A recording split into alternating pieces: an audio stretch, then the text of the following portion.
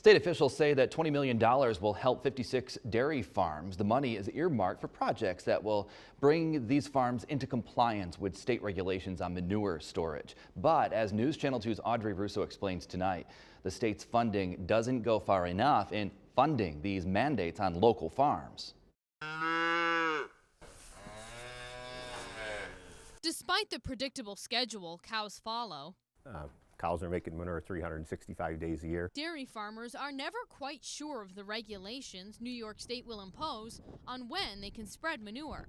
A certain month you can't do this, and then starting with the next month you can spread. They're trying to make textbook regulations that work everywhere, and every piece of ground is different.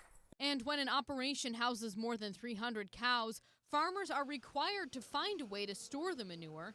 It was a huge figure that it's hard to meet that. With no guarantee of financial help from the state. It's very expensive to try to meet all the regulations that they're pushing. When Brabant Farm was brought into compliance back in 2016, the state only covered part of the cost of their new $800,000 manure tank.